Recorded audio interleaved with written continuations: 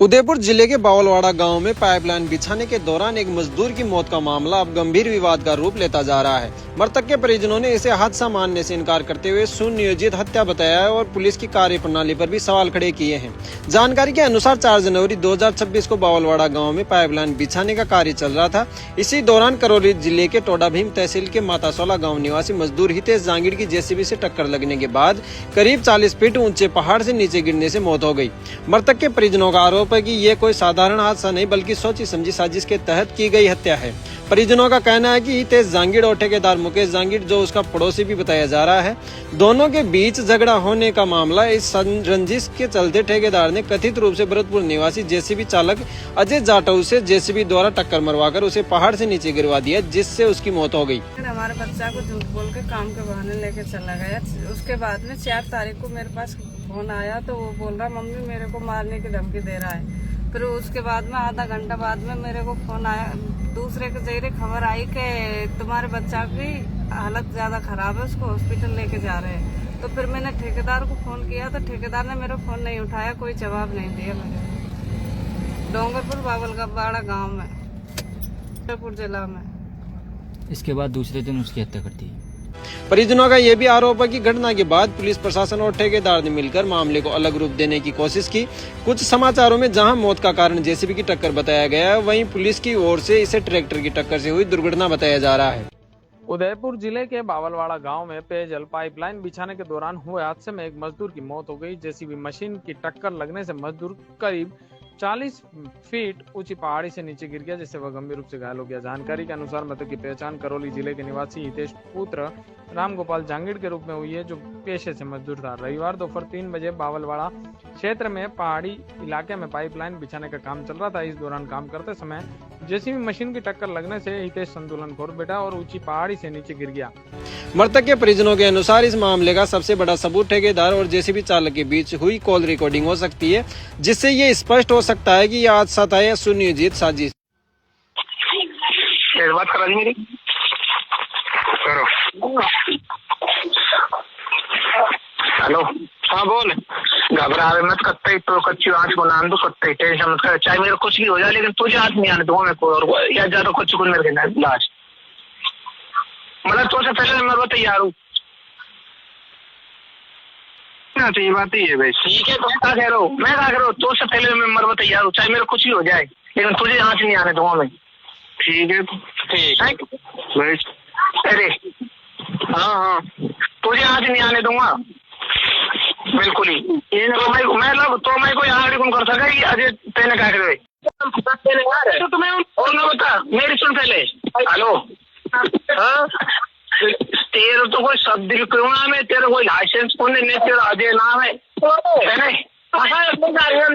Hello भाई तेरी, hello मेरी सुन पहले, तो ये बता है तो अगर नो करूँ भाई साहब, इसका तो नाम खुद अपने ऊपर जिम्मेदारी मैं क्या करूँ, मैं जहाँ जाऊंगा मैं में ले वहाँ जाऊंगा, मिलवा जाऊँ, कोई टेंशन कौन। अगर यहाँ कोई नाम दिया जाए कहीं मेरे पास सुन मुकेश भाई, मुझे कहनी चाहिए कि जेसीबी मैं खुद चला रहा था और मेरी सुन पहले। अरे तू सुन मेरी बात तू।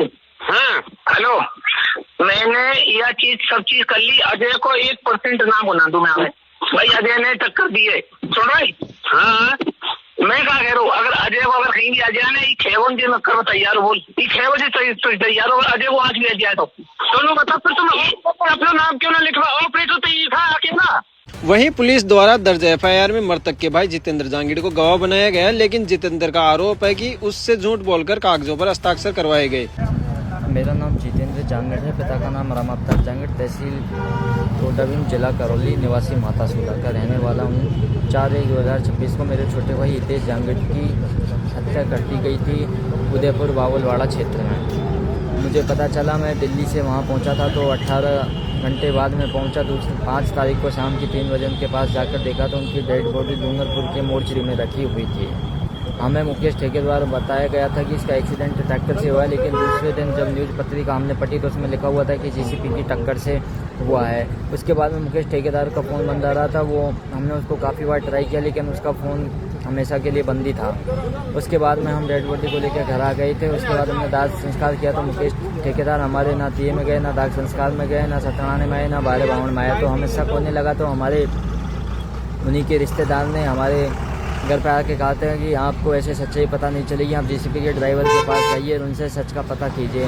तब हम उनके पास गए तो हमने उनसे हाथ जोड़ के विनती की। उसका नाम था अजय और जिसके साथ ये काम करने के लिए गया था उसका नाम था मुकेश जांगड़, सनोप राम खिलाड़ी जांगड़, निवासी मातासूला, तहसील टोटा भीम। हम अजय के घर पे गए तो हमने अजय से हाथ जोड़ के विनती की कि अगर अजय आप सच बता दोगे तो हमारे भाई को न्याय मिल जाएगा। तो अजय ने कहा मेरे को तो मुकेश ठेकेदार ने ही यहाँ से भगाया कि तू यहाँ से भग जा और तेरे मोबाइल को बंद कर ले और दूसरा नया नंबर ले लेना। Head south, then turn left. इसके बाद में हमने कहा और क्या हुआ था वहाँ पे, कि बोला था कि इसके बाद में इनमें 1-2 घंटे पहले वहाँ झगड़ा हुआ था, बस मुझे इतना पता है, इसके बाद में मुझे कुछ नहीं पता। फिर हम वहाँ से आ गए थे। उसके बाद में फिर मुकेश ठेकेदार ने और जीसीपी चालक ने दोनों ने वार्तालाप की थी। तो वार्तालाप रिकॉर्डिंग में साफ साफ हो रहा था कि मुकेश ठेकेदार अजय से बोलता है कि मैं तुझे कुछ भी नहीं होने दूंगा, तेरा बाल भी बांका नहीं होगा, तेरे से मरने के लिए पहले मैं तैयार हूँ, अगर तुझे कुछ भी हो जाए तो मैं किसी से नहीं कहूँगा कि तूने इसको टक्कर मार कर हत्या की है। और वहाँ के हमने बुजुर्ग लोगों से भी पूछा जहाँ पे घटना हुई थी तो वो बता रहे थे यहाँ 3 ही लोग थे, एक तो ये मर गया जो था और 2 वो थे जिन्होंने इसको निकाला था। अब हमको ये बार बार गुमराह कर रहा है कि कभी ऐसे कभी वैसे। हम कहाँ दर ठोकर खाएं, गरीब परिवार से हैं, हमारी कोई भी सुनवाई नहीं हो रही है कहीं पर भी। इस पूरे मामले ने उदयपुर पुलिस की कार्यप्रणाली पर सवाल खड़े कर दिए हैं। राजस्थान पुलिस का स्लोगन अपराधियों में भय और आमजन में विश्वास है, लेकिन पीड़ित परिवार का आरोप है कि उन्हें न्याय दिलाने के बजाय मामले को दबाने की कोशिश की जा रही है। इधर मृतक की मां और परिवार के अन्य सदस्य लगातार न्याय की मांग कर रहे हैं। उनका कहना है कि मामले की निष्पक्ष और उच्च स्तरीय जाँच कराई जाए ताकि सच्चाई सामने आ सके और दोषियों को सजा मिल सके। अब बड़ा सवाल यह है कि क्या प्रशासन इस मामले में निष्पक्ष जाँच कर पीड़ित परिवार को न्याय दिला पाएगा या फिर ये मामला भी सवालों के बीच ही दब कर रह जाएगा।